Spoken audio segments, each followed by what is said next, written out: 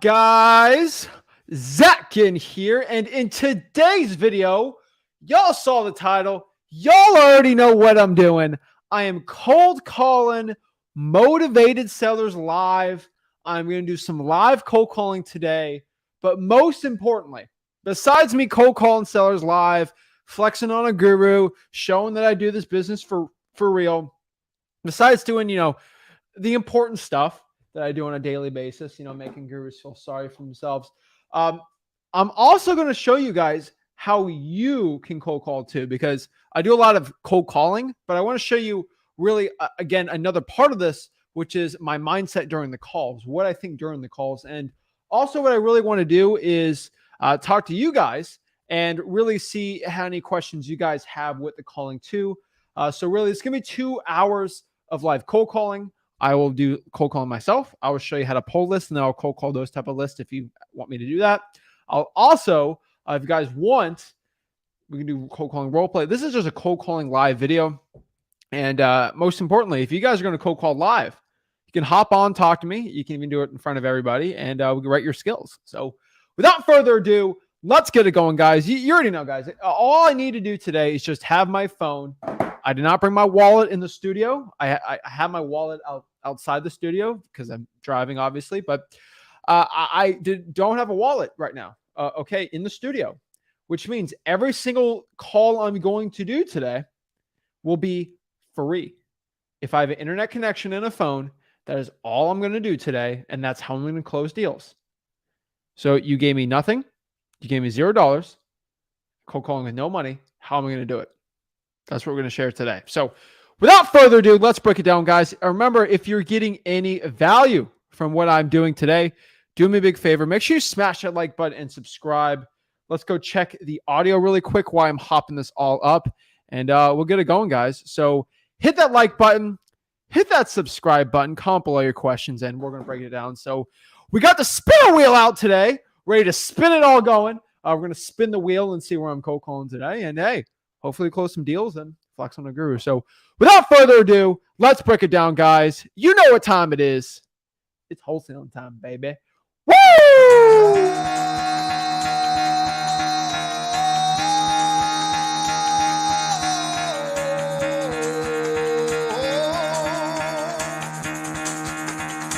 Get the fuck out of bed, bitch. Go.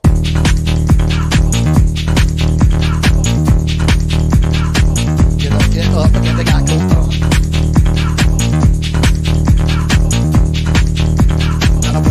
Time to wake up, bitch. Get up. Get up. Get up.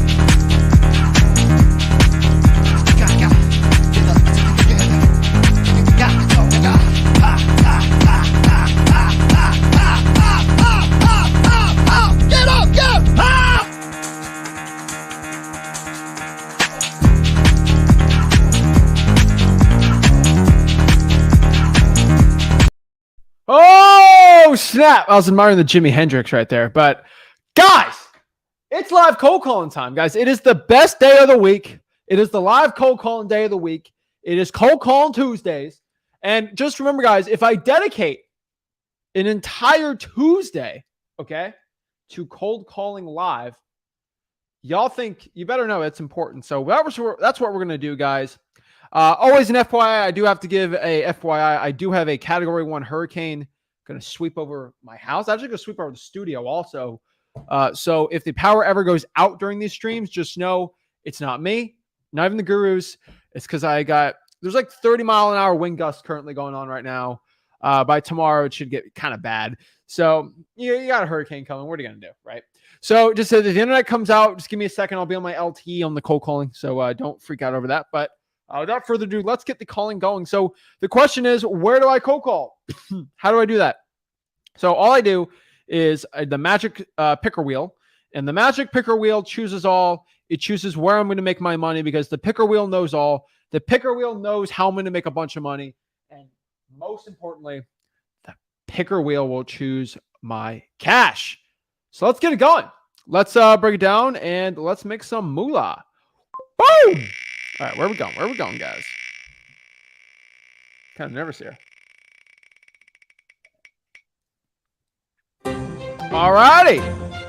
Louisiana. All right.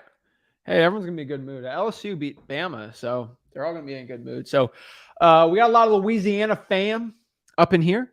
So it should be pretty exciting. So I'm excited about it. So let's hide this choice so we don't deal with Louisiana anymore.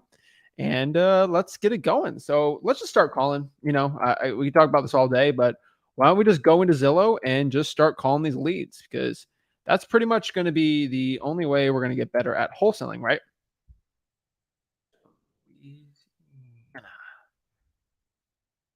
Louisiana. All right. So just give everybody an FYI. Let's just look at the median home price in Louisiana so I know what my range should be. So I'm just searching median home price Zillow, Louisiana. Okay. And if I go to Louisiana right here, let's see here. All right. So I'm looking on Zillow, and as I could see right here, Louisiana, the median home price value is $218,000. So we can know that. That is what we're doing. So this is map of Louisiana, just FYI. Looks like they haven't dipped their values yet, but eventually it will come. So you already see it kind of. But so it's been kind of an upshoot lately, but it's going to get interesting. So prices are definitely down in Louisiana. Zillow hasn't done it yet, which is kind of funny, but hey, what are you going to do, right? So let's go cold call the for sale by owners here, and we'll pull some leads in Louisiana too. So let's do the FSBOs first, and then we'll get into like the code violations and probates and all that other fun stuff. And let's break it down. So all I'm going to do here is I don't want to go above 220K. I'll do 230. All right. So all I'm going to do is a for sale. Click here. For sale by owner. Everyone can see this, right? Just make sure we're all good. Yeah, everyone can see that. Awesome. Gonna click apply. Oh no, it looks like there's nothing. Oh, yeah, they're listings. So we're going to newest. So I'm going to call the old ones first. The old ones, guys, I'm telling you straight up, they're always the best ones. So anything over 100 days is my preference. But Louisiana is actually not too bad. What I mean, oh wait, sorry, price, guys, sorry. We're going to max it out at, let's do 240. All right, let's max it out 240. Let's get rid of lots and land and then apartments. And then boom. All right, that should make it a little easier for my cold calling on here. So let's go to 100 days and get calling. So these are really old. Let's just do... All right, let's look at some price cuts. I'm just going to snipe some of these deals out. And let's start calling these deals. Money, money, money. Guys, you ask yourself the question, who's got my money? And you know who's got my money? Well, the state of Louisiana's got my money. So let's start calling these leads, start calling these sellers, and let's start making some moolah. So, all righty, let's get it going. Let's get the number here. All righty, let's see what we got. All righty. Let's see what we got here.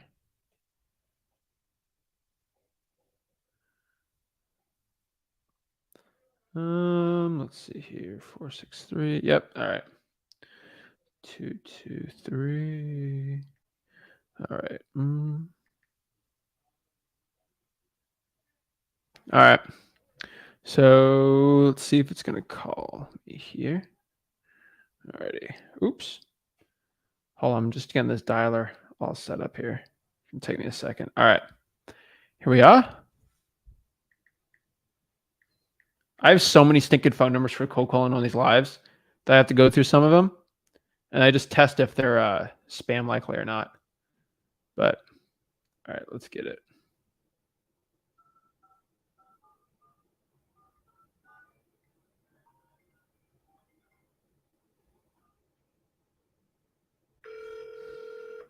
All righty.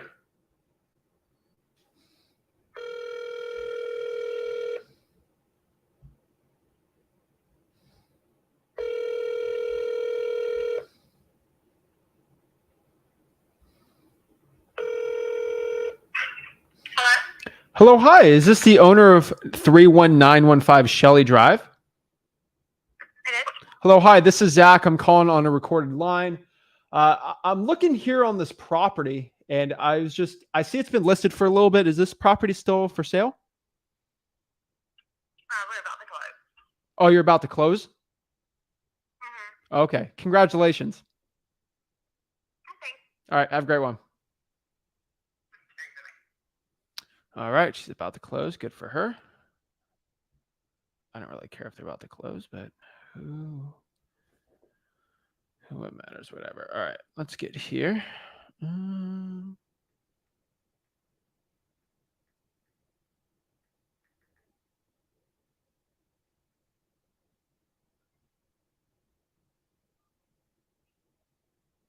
to 719.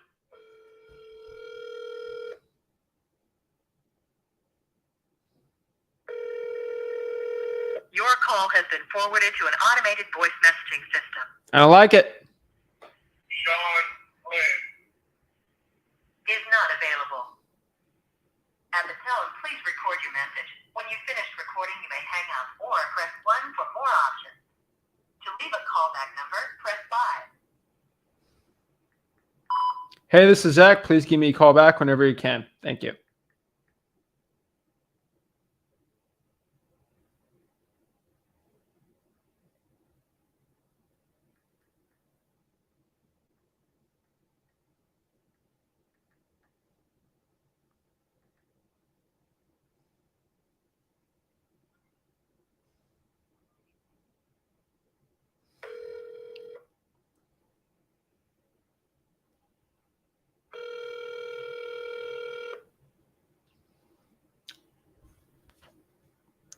While we're dialing, make sure you guys go to freewholesaling.com, free wholesaling course.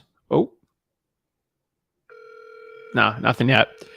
Make sure you go to the free wholesaling course. And yeah, I'm just having conversations, talking to sellers, trying to close some deals. At the tone, please record your message.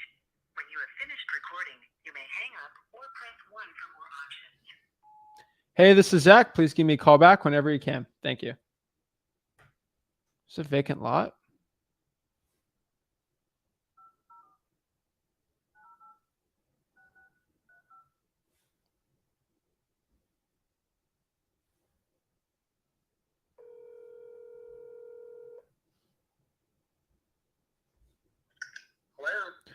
Hello, hi. Is this the owner of 399 Kostmeyer Avenue?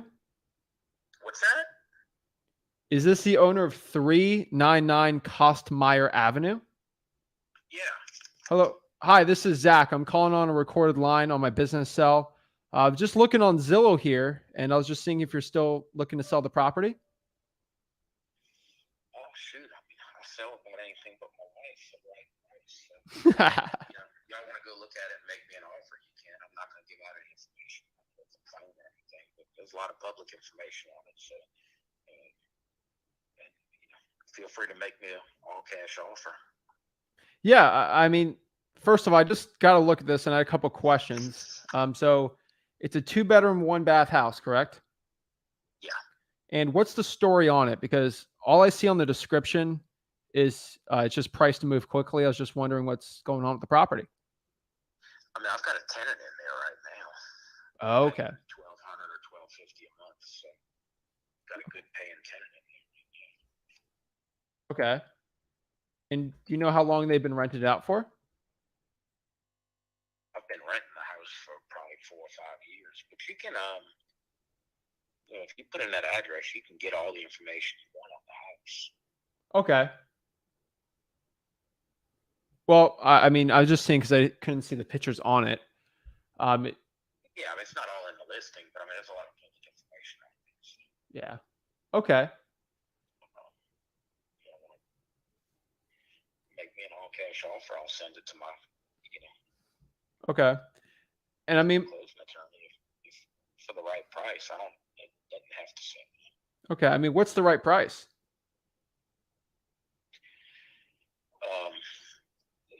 Probably. Yeah, I don't know where it was on that last Zillow deal, but I would guess somewhere in the mid 130s. Okay. It's cheap, not a lot of money. Yeah. Okay. Is there a reason why it's been listed for about 4 or 5 months? Is there a reason why it hasn't sold yet? I put it up up there, and I just forgot it was up there. Really, I thought I took it off because I got a new tenant for it. It's all, I mean, the house is all, renovated and in good shape. Oh, And wow. I actually thought it was taken down. Okay. And what's your name, by the way? My name's Zach. Noel. Noah. Nice meeting you, Noah. Noel. Yeah. Oh, Noel. Okay. So I'm just trying to think here. Is this tenant on a lease? So if I buy this from you, are they going to have a lease? Is it month to month? I believe they do have a 12-month lease, yeah. So it would have to be, if you wanted something that's revenue producing, it would produce, they entered into the agreement, I think, August 1st. So there's about, 8-9 months left. Okay. All righty. I'm just trying to do the math in my head here at 1250. Okay. And so you haven't known as listed here. Okay. And I mean, my only question here is, It generates about $14,500 a year. yeah. Okay. That's not too bad here. All righty. And then, have you gotten any like offers on this property? I mean, I just don't understand how it hasn't sold yet. Well, I thought I took it down. It's really not for sale. Okay. No, the only thing I saw. When I rented it in August, I thought I took it off of Zillow's site. I just had it as a for sale by owner deal. I thought I took it off when I rented it, actually. Okay. No, the only thing I saw here was from, I think, June, a price change of 129, and then it went back up on August. Yeah, and then I picked up a tenant in August, and I thought I took it off. To be honest with you, I've not been trying to sell it since I got the tenant. Got it. Okay. I mean, Noel, if I'm looking at this thing and if it's renting out for about what, $1,250 a month, I'm just kind of looking at $1,200 or $1,250. Okay. All right. And do you know how much the taxes are on the property? I'm just trying to see what my NOI would be on this.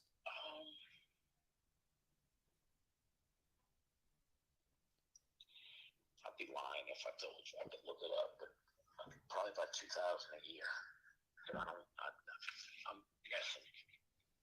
Okay. And then property insurance? That just depends on your risk tolerance. And if you want $1,000 deductible, it's going to be expensive. If you want like a 5% wind hail deductible, it's going to be cheap. You just gotta. Yeah. That's going to depend on your risk tolerance. Okay. And I mean, just trying to think of this. I mean, if I was going to buy this thing cash, I mean, I'm just trying to think of like a quick 10% cap rate for me or something like that, based on vacancies. So you said you're in the mid. Yes, I mean, if you if it 1,200 is $14,400 a year, right? Yeah, roughly. So, and then you take out your property taxes and your insurance and kind of see where you're at. Yeah. And but it's a solid neighborhood. It's stable. It's I had one tenant for several years, and when she moved out, this guy's BSing me. He wants to sell the property. Put it out on Facebook, and it was rented in less than a month. Okay. Well, I'm being honest with you. If this thing's cash flowing, this could be something I want to buy. But my only issue is I don't want to buy something from somebody that doesn't want to sell it, because you said you're not even looking to sell it. So. Well, it's not for sale. So if it were just a full price offer or something, then what I last had it listed for, I'd probably be inclined to do something. But it's a cash flowing property for me right now too, so it's not like I have to sell. So I'm not sitting here flat footed where I got to sell the property. All right. I mean, just think of my partner Justin. He likes to buy these on like a 10% cap rate. So just think of how he would do it. He would probably be closer to 100,000 on this. Yeah. So would that work? Yeah, I mean, that wouldn't work for me, but that wouldn't work for me. Okay. All right. Well, no big deal. Well, if anything changes, you have my number here. But anyway, yeah. Thanks for calling. I appreciate it. Have a great one, Noel. Bye. All right, no big deal. I mean, I'm doing the math here, so we can actually put it on the. So I'm gonna get probably a billion questions about what's cap rate, all this stuff. Well, what are you trying to do?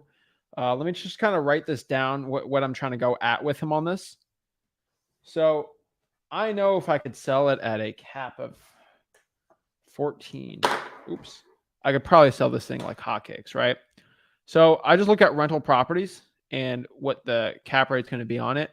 So let me just show you where I'm coming at on this. So looking on here, is it going to load up? Here we go. All right. Let me share my screen, just show you real quick what I am. This is kind of what I'm coming at on this deal. So look at here. Got the iPad all set up here. All right. So when I'm looking at this deal right here, this is what I'm going to do. So I'm getting a lot of questions on this call. So let me just explain it really quick.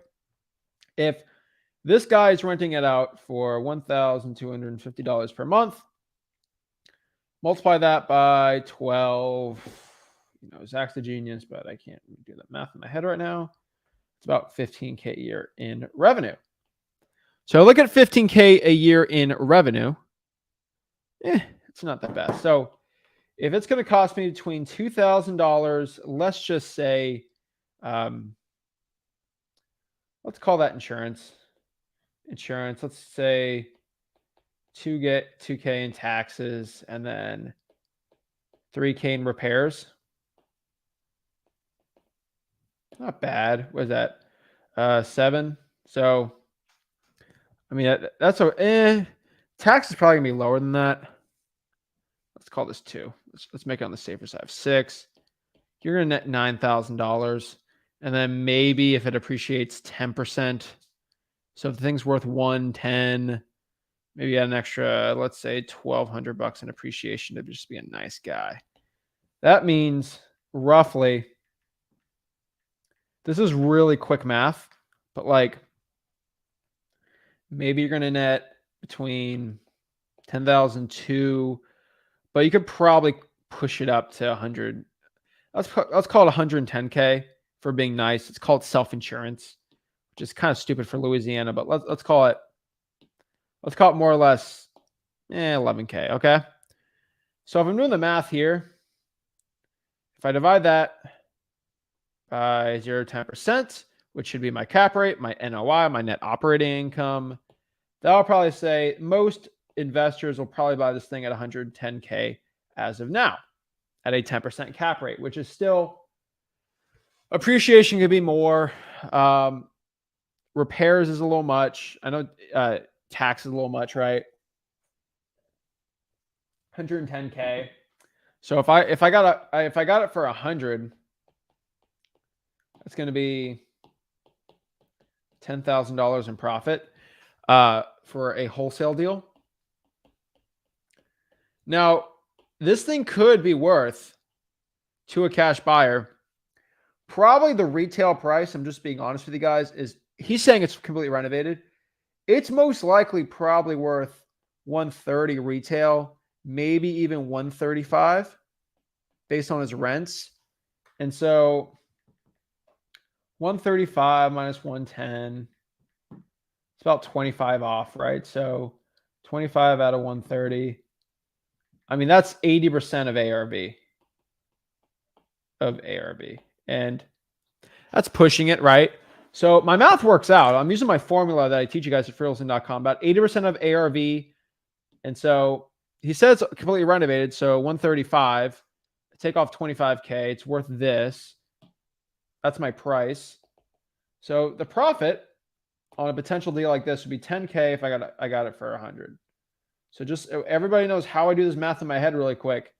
Rental properties are actually pretty easy for me to do in my head because they work really well. So that is kind of how I came up with those numbers. Just letting everybody understand how that works out. So NOI. So when I say the word NOI is net operating. Okay.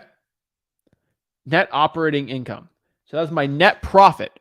So if I pay $100,000 to buy. It's my buy.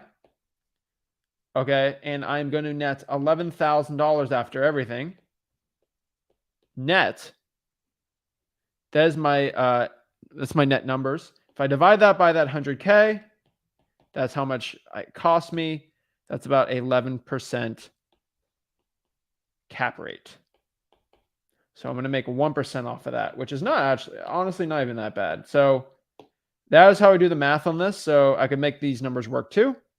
That's how I come up with a quick fizz. It's a quick $10,000. He didn't bite, so no big deal. Okay. So just FYI, because I have experience, I can do this in my head pretty fast, and I do it pretty quick. But yes, that is how I came up with those numbers, just so everybody understands how I offered that to the seller. So let's keep calling, guys. All right, let's keep going. Boom, boom, boom. All righty. Hopefully everybody watching this got some value from that one. All right, let's keep calling. All right, let's go to the next one here. Let's go to, is this a manufactured home? Baton Rouge, Louisiana. All righty. That looks fully renovated. We're going to skip that cottage. Farmerville, Louisiana. Where in the world is Farmerville, Louisiana?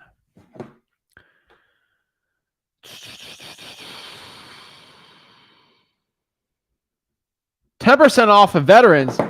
Do I have a vet in the house? All right. Do I have a vet that wants to partner up? If I close this deal, I will literally split the profit with you. Will somebody, any veterans, want to partner up with me on this? Be my partner on this. I want a 10% discount this lady or this guy. All right. Justin's a vet, so he's going to be my partner on this one, so I get a 10% discount. All right. Justin, what service? Just in case they ask me. And what year? Shout out to my vets out here too. Yes, I'm going to use the veteran discount to get a discount on the deal, but I'm going to split it with the veterans. So there's money to be made here. Okay, I'm not exploiting. All right, Navy got out in 14. So we're going to use Justin as my partner here, and we're going to make some money, okay? Justin's literally going to make hopefully $5,000 on this if I can close this person, just for being a veteran. So we like to take care of our vets over here, right?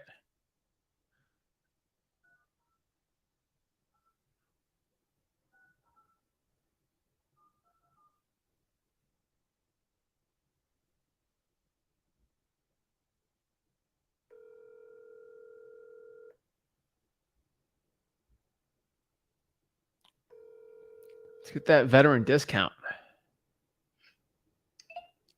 Hello?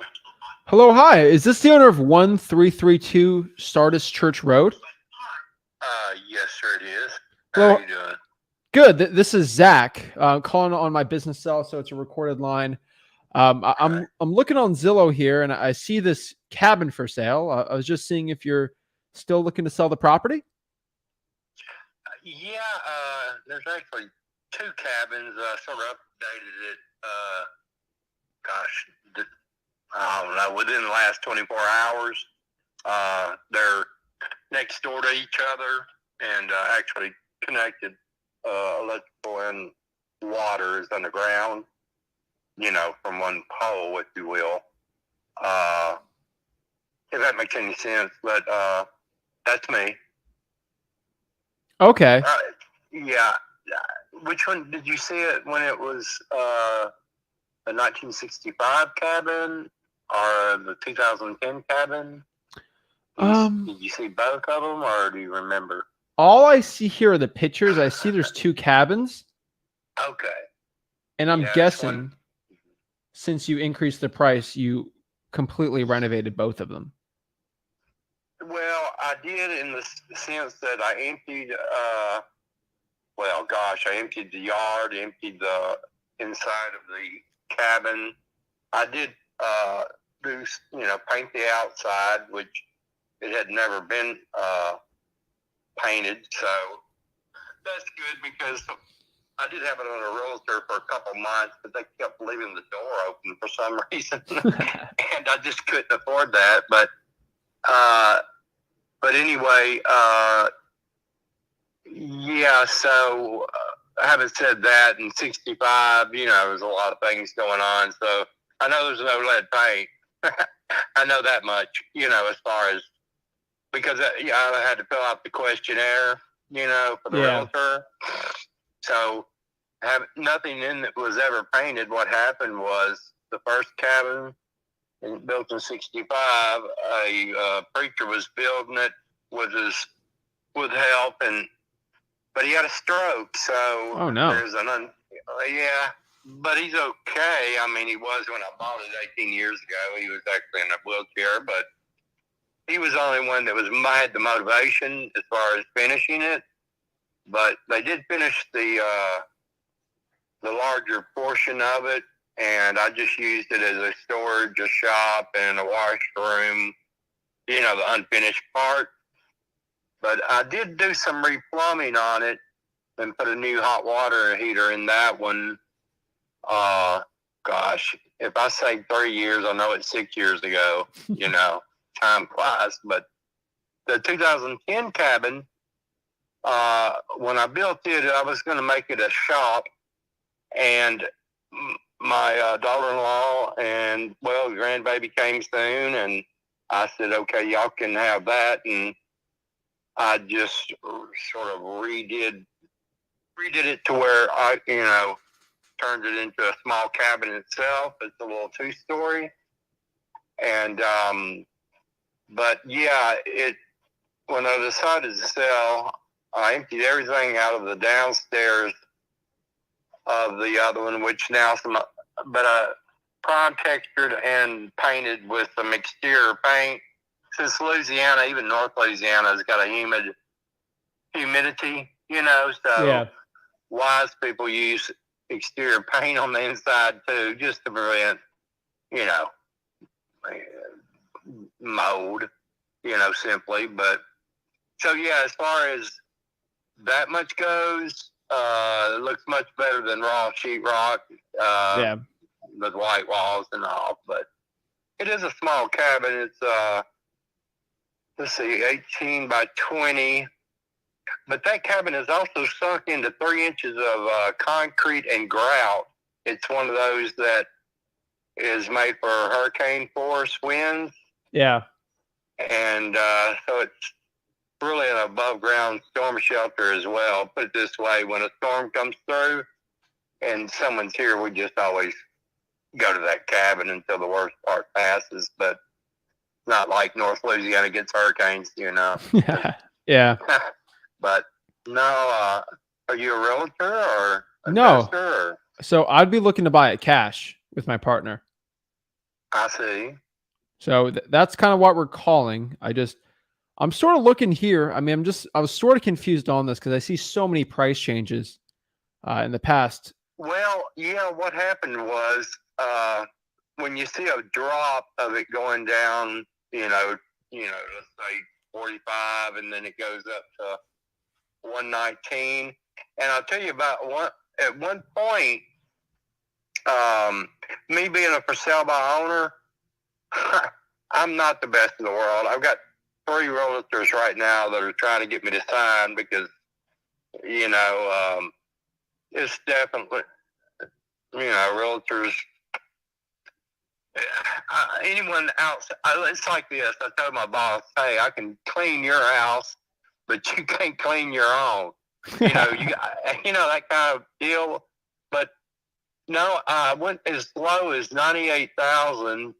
But until someone bought a property that I owned that is 2 lots away from me, or actually 1 lot, and it's a 1/4 acre, and he paid 20 grand, which the person that sold it to him, his wife had passed, and they moved on. They had already moved on, and then she passed away. And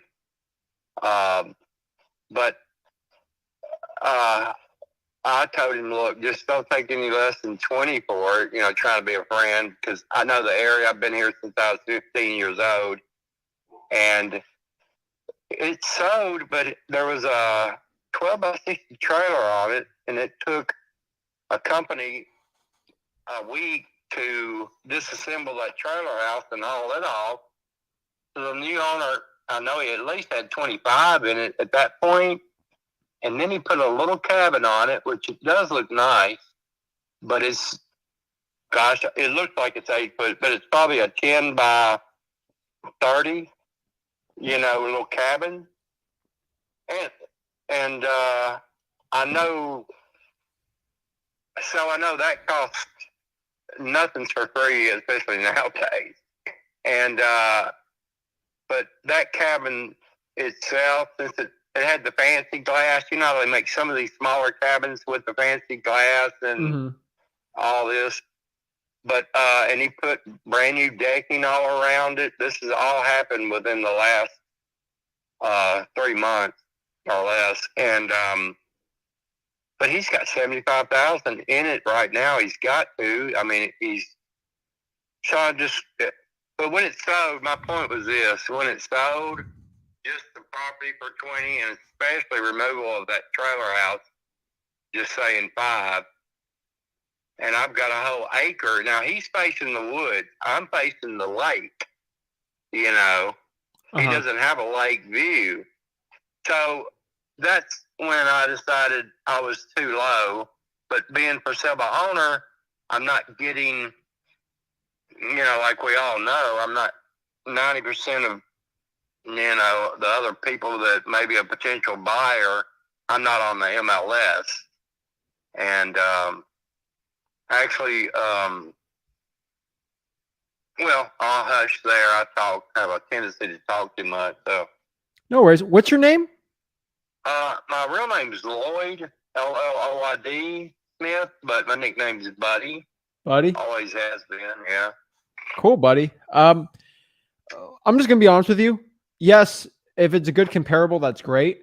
But unfortunately, every single buyer that's going to buy this property, just even if it's not a good fit for us, it looks like an EKG chart. I see 128, I see 149, I see 120, I see 119, I see 58. It's going up and down and up and down. Yeah, well, that's what happened was the first realtor that came out, he said, Buddy, split the properties because all it is the water and the electrical. And he knows I've spoken with the electric company here, Claiborne Electric and Sardis Water, and it would cost around $5,000, and that would be just digging the trench and over. It's $1,100 for the water meter. The biggest cost would be the labor and the trench as far as the water and the electricity having a different route, if you will, going down to the other property. And the realtor knew that. So he said, if you want to get more bang for your buck, start out 75, 75 without separating them yourself, and leave that up to the buyer. And of course, that's the realtor talking there, So that stuck in my head 150, okay, when he said that. Now, the gentleman that was the realtor, he's been in this area for a long time, so I respected his opinion. But then again, he doesn't know just how much I put into that storm shelter. It's double insulated. It's even got door hatches to where you can isolate the downstairs. It's double insulated with R13, and it's got house wrap in between, doubled, and then it's on 2 stacks of 2x4s on each end. So in Louisiana, it's about like Florida, I would imagine, the humidity, and at least y'all have some. And by the way, I hope y'all doing okay. I just talked to someone that went to Florida to visit her daughter, but I hope y'all guys are doing all right, Yeah. With that storm and all. But nevertheless, that's how that got started. So in my mind, in my elementary mind, when he said that, I said, okay, well, I know this older cabin, I've come to the realization it's not going to sell for that. Okay, even though the other one, you'd have to sort of live in it to understand it, and he was also basing it on the water access on the deed, which is for either lot 3 or 4, and it's a small community. There's only 3 people that live here. The rest are camps down the hill. So I'm in a no flood zone on a high elevation, whereas anything down the hill is on stilts unless it's grandfathered in. Yeah. So having said all that, yeah, it got squirrely because what you're seeing when it says 45, that is just one cabin. That's lot number 3, the 1965 cabin. So I have switched that up quite a bit. And to be honest with you, the only reason I'm selling it, and part of me wants to just back out and not sell it. That's why I haven't hired a realtor yet or signed, because I'm emotionally attached to the property. I just had my grandson here for 4 days, and it's just like watching him. I'm like, God, man, I just am looking at the market. I'm like, where in the heck am I going to find a place, that's I have a neighbor to worry with. The nearest neighbor's 100 yards away. I'm up on a big hill, and so, but no, definitely when it drastically dropped down to 45, that means it was one cabin for sale. And I don't know how to manipulate Zillow, get 2 MLS numbers. I tried one time as far as putting one with the 1332 address on it, and then one with like 0000, start of Skirk Road, how some people do that, on raw land, Yeah. but that didn't work out. So those high drops that you see is the one cabin. And I've always tried to sell the 65 cabin first because I know more about the property, where the pipes are. And if I wanted to keep one cabin, I'd rather it be the storm shelter cabin because I know it. Well, I know both of them. Yeah. Since I replumbed the other one, but. Well, buddy, let me get to the point here. I'm looking at ahead. this property. Me and my partners would like to buy this. I know I can't pay you off of emotional attachment, unfortunately. I'd love to, but I can't, But Right. one thing I tell you here, buddy, is if we just buy this thing cash, we can use your attorney that you used, and Right. I'll even pay the closing costs, just so we don't have to negotiate, haggle, anything like this. I can go back to them. What price works? Okay, I see. Did you just have me a question? Yeah. What Okay. works if I buy this thing cash?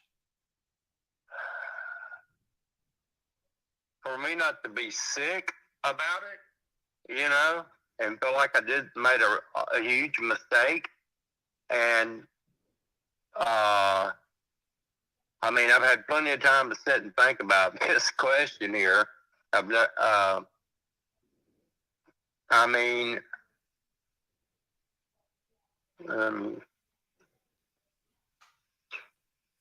What I know is this: the land without. You got to remember this too. When I bought this property, that cabin would have gone down in the last 19 years. Because they were using it as a family catch-all. Okay, they weren't using it as a camp.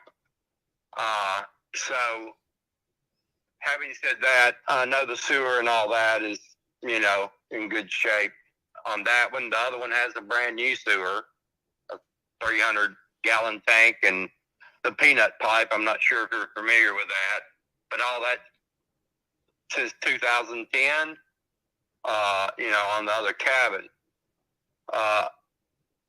the land itself, I've been told by others and another realtor beside Antley, the first realtor, the 2 lots are worth $40,000 each. So let's just say, okay, let them go for 30. You know, take 10 off that. The cabin that I built after my dad passed, and actually had a contractor put it up, as far as the slab and the shell and the exterior and everything else, and the electricians and the plumbers and all this. I mean, I've got 35,000 in it, not including my labor, because I did the sheetrock and you know, that part of it, because that's what I did for a living until I became disabled. So let's say 30 and 30, and so, you know, $100,000 is what I'm looking at, to where I wouldn't be puking that I did something wrong, you know.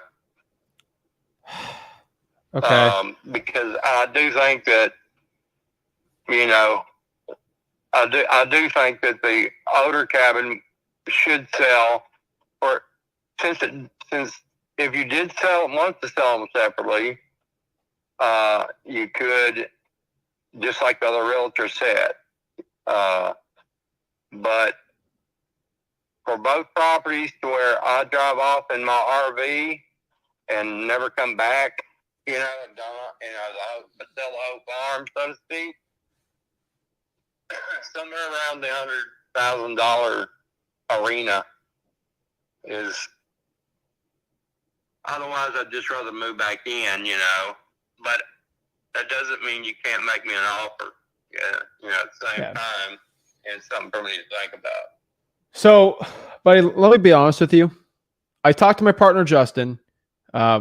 Justin's in the Navy for, I think, 5 years, if I'm not too mistaken. Well, He got 10% off right there. Yeah, he got out. veteran. He got out in Yeah. 2014. After talking with him, we're looking at buying this thing. Like we kind of have our math together and what we're gonna do with this. If this thing needs some work, it needs some renovations. It does. I would The love 65. to give you 100 for this. If this was fully renovated, ready to go, I can easily give you 100. I'll pay all that sentimental. I can't, because it's gonna need some work. And unfortunately, I can't hire you to do the work for me here, right? Well, and I can't do it. Yeah, I mean, I believe me, but the realtors, all of them said it would already been sold if I had a kitchenette in both of them. That's all. You know, and it's stubbed out. The code, the vented pipe, the drain. You know, it's all stubbed out and ready to go. But never. Keep talking. I'm interrupting. No, I mean, honestly, what I'm looking at here is, if he's got to do some work on the thing right here. I mean, I'm looking at the property. Needs the renovations 100. If I got to put 25,000 into it, that's probably where I'm looking at. 75,000.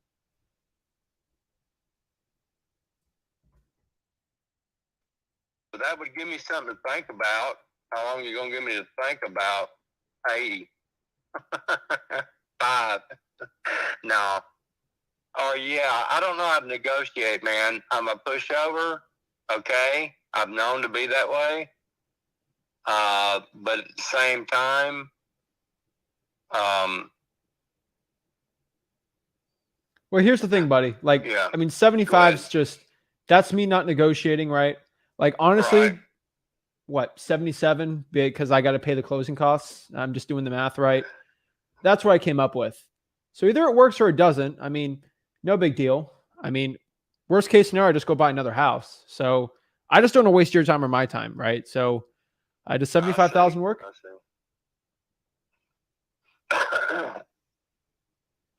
Well, the closing cost shouldn't cost but 200.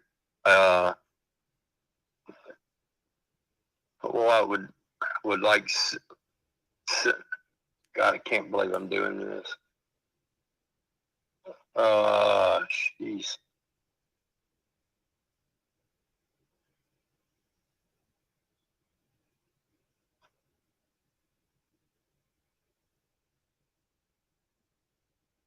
okay, let's just say we somehow reached an idea of 77. I trust the lawyer that he's only going to charge $200 or $300.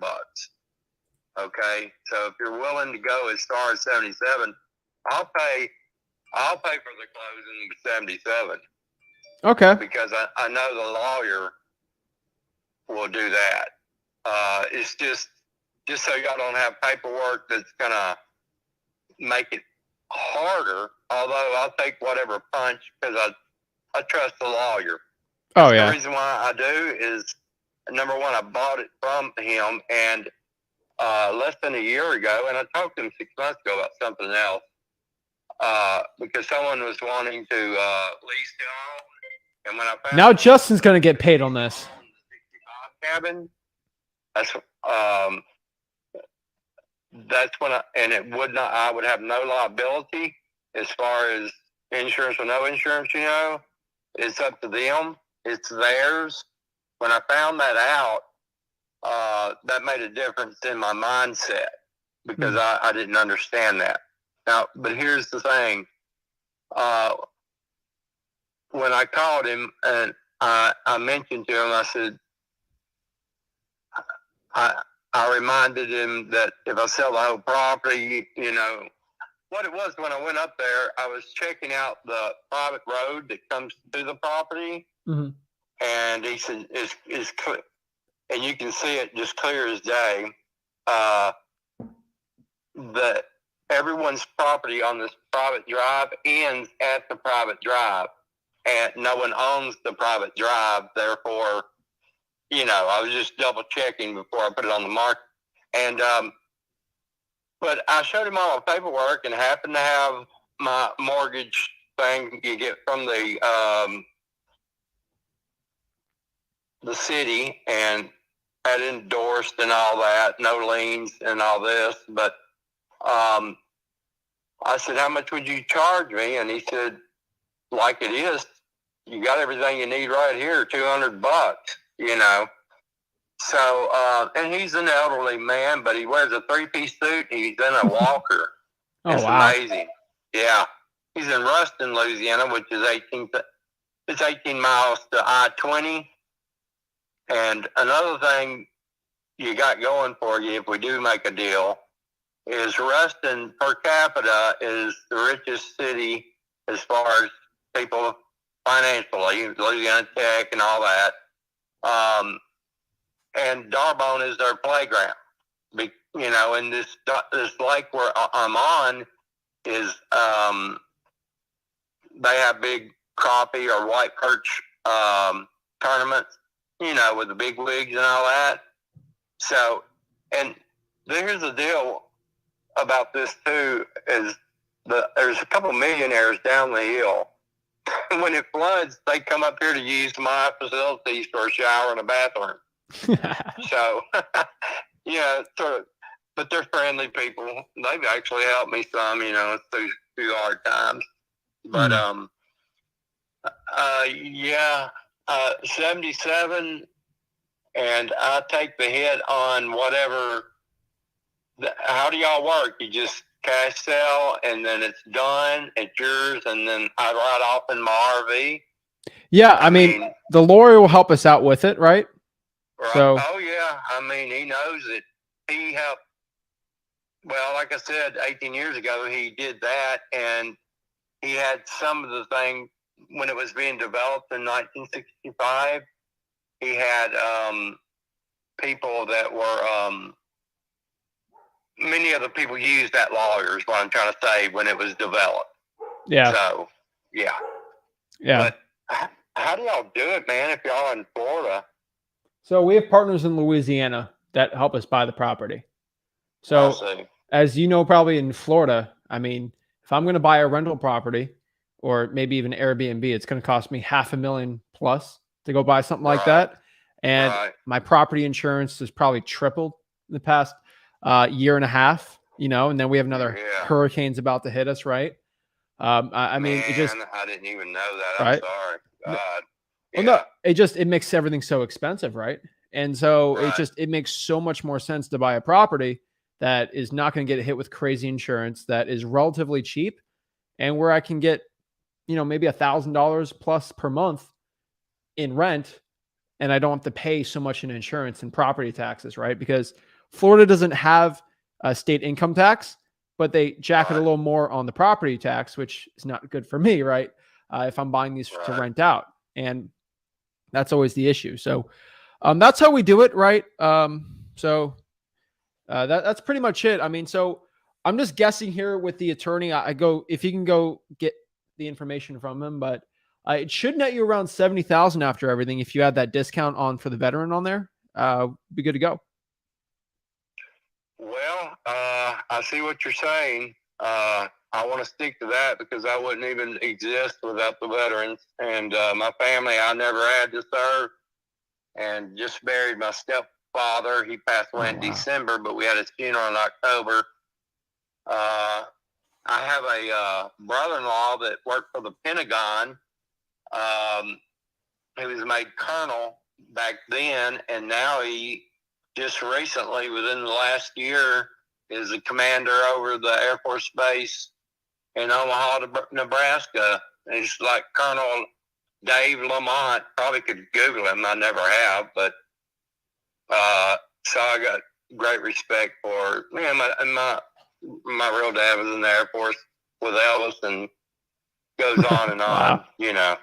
So crazy. Yeah, I never served either, but my partner is, and in my family, I got members that served in both sides of the Civil War, not Revolutionary War, but 1812, World War I, World War II, Korea, Vietnam, and then pretty much nothing after that, really. But my great aunt was really into genealogy, so we got all that stuff. But yeah, we appreciate our vets. Crazy.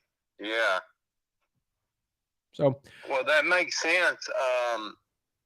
Can't believe I'm doing this.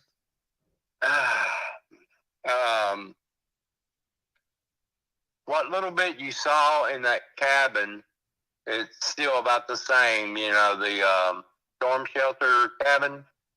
So really, all I've got is a makeshift oven, which is in a different room. In the upstairs, I got a trundle bed, but and my grandson's toys mainly, not a whole lot really, and this way I'm about 25. I'm probably about 30 in debt, so I've been trying to wing it because it's cost me about 20 grand to get it this way, because in order to get them emptied out and all my property stuff emptied off of the property, it was not quite bad as Sanford and Son type deal, whatever, but I had plenty of refrigerators that didn't work that. But I had put some work into this thing. Me and my grandson just pulled down 3 pine trees that had been cut by the Highline people that I actually paid under the table to cut down 13 big pine trees, that I didn't like. I was trying to clear out the backyard of the 65 cabin. Mm-hmm. So I've got a good start on, but man, I had a bulldozer come in before. I don't know how. All right, we got to end this call. You can see the yard and this and that, and you can see you can probably see the picture of the High Line. But this was nothing but thicket. Actually, where I'm sitting, and you had pine trees, the huge, you can't put your arm around them, type pine trees. Yeah. And cut down. I had several of those cut down. I got lucky with a guy who had he's passed away now, but he cut down a bunch of trees. All that was bulldozed. And the guy who did the bulldozing to get the land prepared for the metal building, the Quonset hut, the storm shelter, whatever you want to call it. He also worked for the city of Farmville for the plumbing, and he said, and I'm putting in a shop. You gonna have a restroom? I said, yeah, I would, might as well. So he actually, he said, go to Reed's Lumber, a local place, back when you could get a septic tank. Nowadays, it's hard to get things, Y'all know that, especially now. Yeah. And but all that was done by him with his transit and all that, his helper. He had a tractor and a backhoe and did all that. So I know it's all done correctly. And I was in such, just so you'll know more about the property and who you get to come out, that 65 cabin, since I didn't know what I was buying until I found out later, I did finally found the septic tank. It's, they were all putting in concrete septic tanks, at that time. So it not being a family catch-all, and it really was. It wasn't. I used to be in the apartment business. I did a lot of apartment turns as far as painting, and you would see all kinds of, like, but it wasn't a hoarding type deal. It was just family furniture and the preacher's files, and had several pews in it. So what I'm trying to get at is, since no one ever used it much, but when I bought it, I still didn't know what I was getting. So I got in the habit of not putting any tissue down, and I wasn't gotten, I know. Y'all's talking smack in the comments. Y'all don't have to go bring somebody through and a cash buyer through, okay? You got to build some rapport with this, okay? If I'm bringing 3 cash buyers through, I got to build rapport, okay, guys? This is the name of wholesaling, okay? Y'all that ain't got no patience ain't going to make money. Which he don't live with me. I'm lucky to get him once a month, but he's 12 years old, so it's back when you don't have to wipe, really. Back in the good days. You sound to be either 28 or 35. How old are you? I'm 23. You're 23. You're a go-getter, man. Yeah, I mean, my partners have the money for it, so that's kind of how we work here. But I'll be honest with you, buddy. I want to look at everything. Everything looks great. The one thing we always do, just because, I mean, we're in the South here, right? I do have to go have somebody put eyes on it and look at it, probably a handyman, just to make sure, this thing isn't termite infested or anything like that. But if that works, we can do it. We're just going to have to go look on the property and everything like that. Yeah, that's for sure. No problem. If you're telling him 70, I don't think he'll wink at it. No, it should work. So, buddy, what I want you to do is just send me over the attorney's information. I can call you back tomorrow, and I'll get the attorney's information and then some more info on the property, and we can get somebody through there just to look at it, and then we should be pretty much set up to go. Okay, I can't believe I'm doing this, man. Giving him someone my word, There's not going to be no sleep for Buddy tonight. I'm telling you, God. Well, let me think before we hang up, because I got to be with my word here. Hang on. This is happening pretty quick. Just hang on. Let me think. Hey, man, what time? Let's see. It's what, 5:30 your time? What time is it? About 6:08. So I'm guessing it's 5 6:08. Central. Do you mind if I sit here and pray for it and call you back in an hour? Because you're not telling me. I don't want you to go through all this problem, or not problem, but work, and cost you, and you may not want it anyway. Okay. So let me make sure that I'm doing the right thing. How about How about we meet you at the property? Well, that'd be fine. It's no problem, because I'm on the property in an RV right now, and so that'd be fine. I can show whoever comes to look. I can show them everything about it. Every from every faucet to everything good to everything that's gonna need work. You know? But you put some log cabin siding on that 65 cabin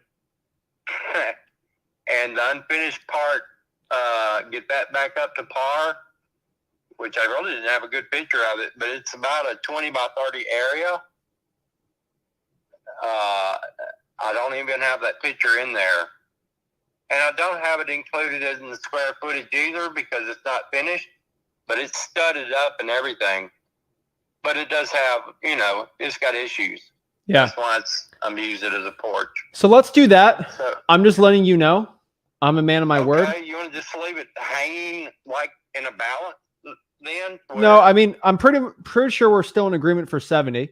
The only thing that'll change that is if the house is falling apart, but I don't think that. But I'm a man of my word. Well, I give you my price. No, by no means it'll be here longer than we will. It may not. Cosmetically, as far as a woman liking it, you're gonna have to put a kitchen in. You may have to paint the paneling. I mean, there's some work to be done on the 65 cabin, to make a woman happy. To make a man for a cabin, that's why I have it listed as cabins. To make a man happy, I don't think is much, right? Yeah, no, not much. So you put a pool. I guarantee you put a pool table and some beer lights in there, Louisiana Tech and Budweiser lights. It would already been sold too without sink. But yeah. Anyway, yeah, there is some issues with it. So, but still, I gotta have an hour to stick to the 70 and just call you back. Is this your number? Yeah, call me back. And what's your name? Zach. Zach. Okay, Zach. I'm gonna walk around the property and think about it, and that way I'll be solid as far as sticking to and not backing out. Well, okay. Are you backing out now, or I thought we agreed on this? No, I'm calling you back with a yes or no at 70. All right. What I'm doing. Okay. All righty. Remember, it's all right. If that lawyer starts eating me up for some reason because of y'all's side, y'all got to patch me up a little. All right. Agreed. You know what I mean? Okay. All right. Well, all right. I'm going to get out of this RV and walk around my property one more time. And whether you end up buying or not, I've got to make that decision. And what time you got now? 6:12. 6:12, 6:15. I'll call you back at 7 o'clock. All right. All righty. And it'll be, come on out and look 70 and or it'll be, I can't do it. You'll have one way or the other. Okay. One last thing to think of, buddy, before you think about everything. If you can't do that price, I'm just giving you an FYI. If you call me back in 2 to 3 months and you can't sell it, I will not be at 70,000. I will be at a lot lower because interest rates are going to go up. So just letting you understand that, because I get a lot of people. They say no. They call me back 3 months later, and my price has gone down. Yeah. Oh well, yeah. I would expect that because you don't. That's why I want to make damn sure that I'm serious about what we're talking about. You sort of caught me off guard here, okay? So I'm going to look around, pray about it a little bit there, and that's all I need. 45 minutes. All right. Because I'll be anxious one way or another to do it. And that way I can sleep tonight because I've had time to think about it. And I will also call my brother. All right. In Chattanooga. All right. Sounds good. Appreciate it, buddy. All right. Thanks, Zach. Thanks. All right. Not bad. Call me back. Woo! So that is 40K reduction. So no big deal. I got somebody saying in the comments that, what is it? Bro, I've sold life insurance for years. Okay. This ain't new to me. I promise you, yappers will not stop. You're the one that has to. Yeah, okay. So I'll make a bo. Let's play a game where you show me the last $100,000 in profit you've made last month, and I'll show you the last $100,000 of deals that I've made last month, and we can compare, do a show and tell. If you can't do the show and tell, I don't want to hear what you have to say. That is what my opinion is on that. I'll tell you straight up, guys. With a deal like this, yes, I spent a lot of time talking to that seller. But do you think, because the seller now has to make a decision if they're going to go with that 70K or not, do you think because I talked to them for 30 minutes and I actually built a little relationship and rapport with them, that I have a higher chance of them saying yes and me making $20,000 on the deal because of having a longer conversation? Or do you think the percentage of me closing this deal went down because I had a longer conversation and I talked to him about his family. I know a little more about it and I know all these things. And I had some laughs with him. Which one do you think will give me a better chance of closing a deal? And if I'm going to make $20,000 on a Zillow for sale by owner deal, do you think it's worth me spending an extra 20 minutes showing you the real life of wholesaling real estate? Guys, when you go on an appointment, do you think I'm going to spend an hour with this guy? Yes, probably even more. Guys, these deals, everybody thinks you go in and out and you close them in 15, 20 minutes. That is not how wholesaling real estate works. I want you guys to understand that, okay?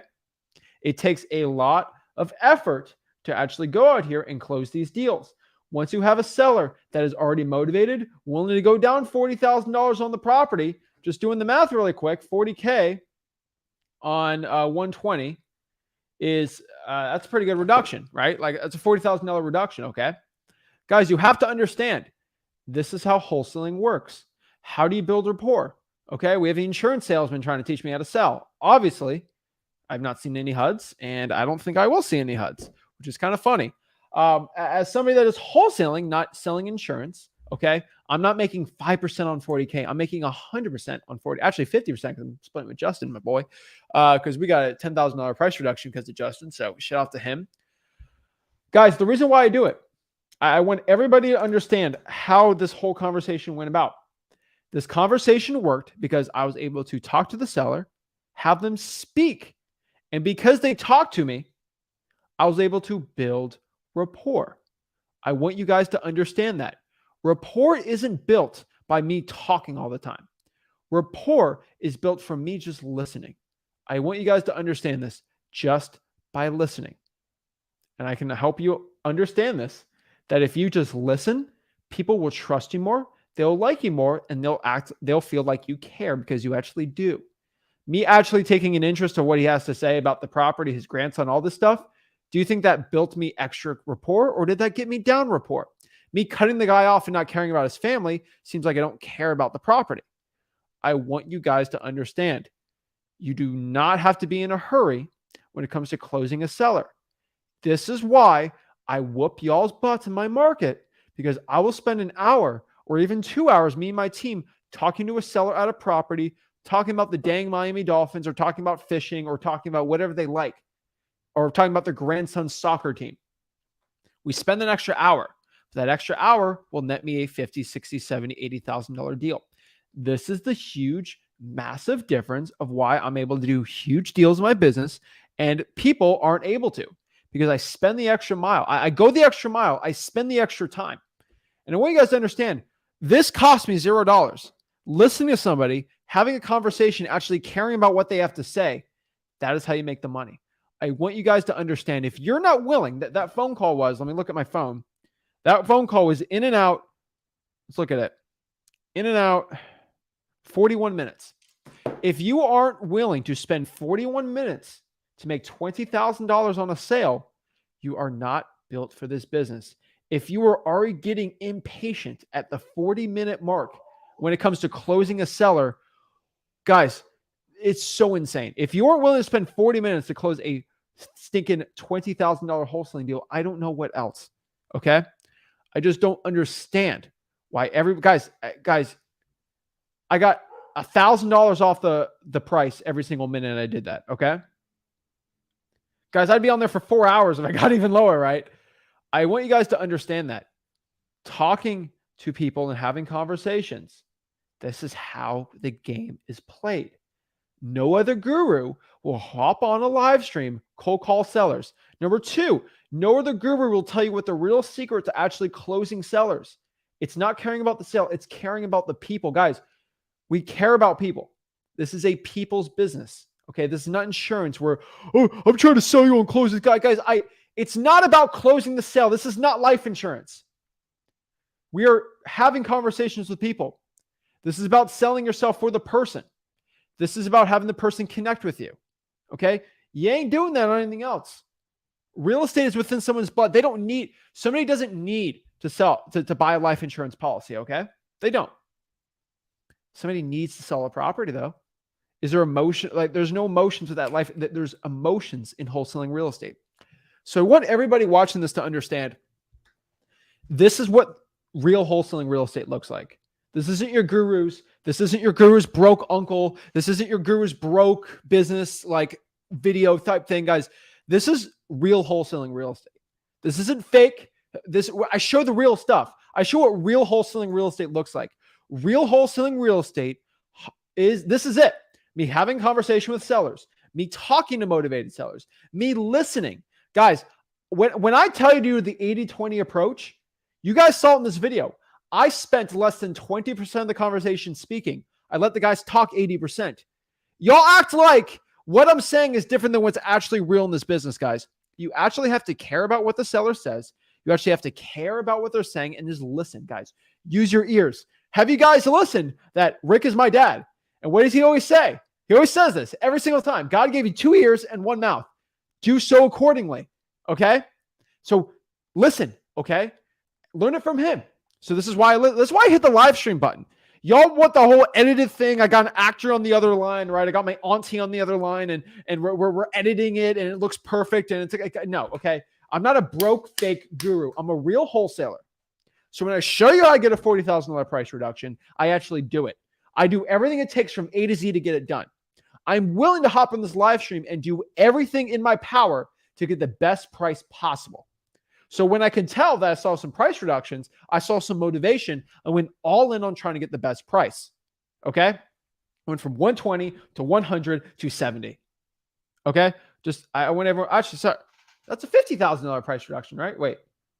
Yeah. 50,000. I got it at 70. Wait, 30, 40, 50. Yeah. $50,000 price reduction. What am I thinking? $50,000. It all takes having conversations with sellers.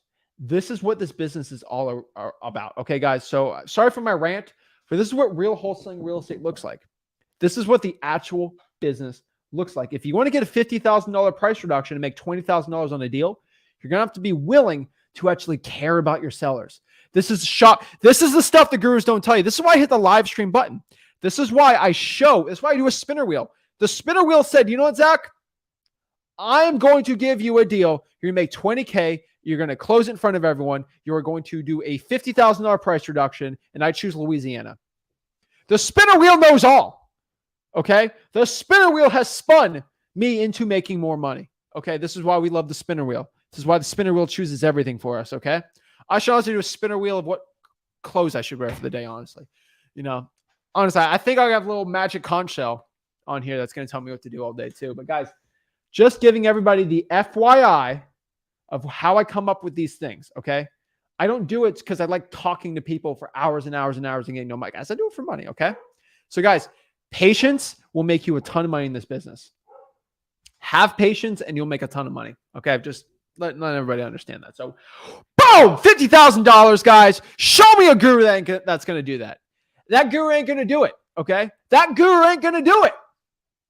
And hold on, I got to do another flex. I forgot to do my time.gov flex on the gurus.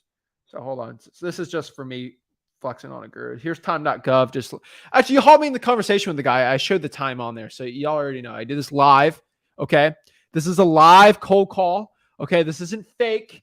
I got no actor on the other line. This is all real stuff. Okay. This is a live. Okay. This is live, this is free, and this is raw, uncut. This is what real wholesaling real estate looks like, Okay, this is the only channel that shows what the real wholesaling business looks like.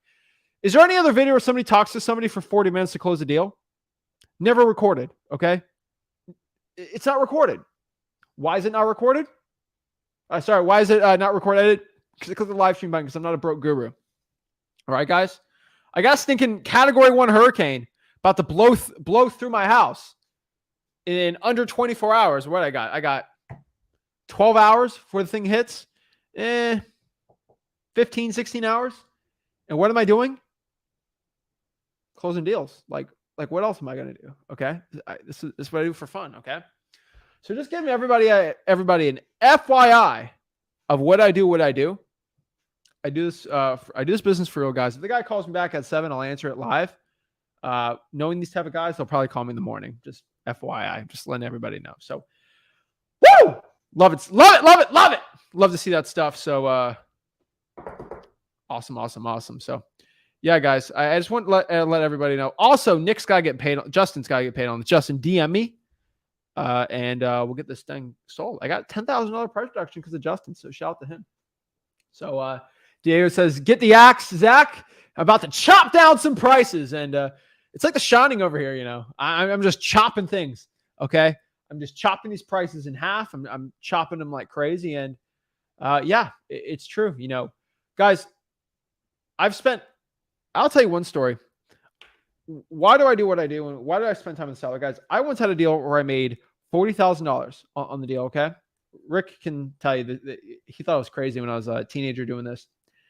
I went to the person's house every other day for, I think, 2 or 3 weeks straight. Okay, I think I had 14 follow-up appointments because they wanted to get to know me before they closed the deal. And they had a bunch of other wholesalers.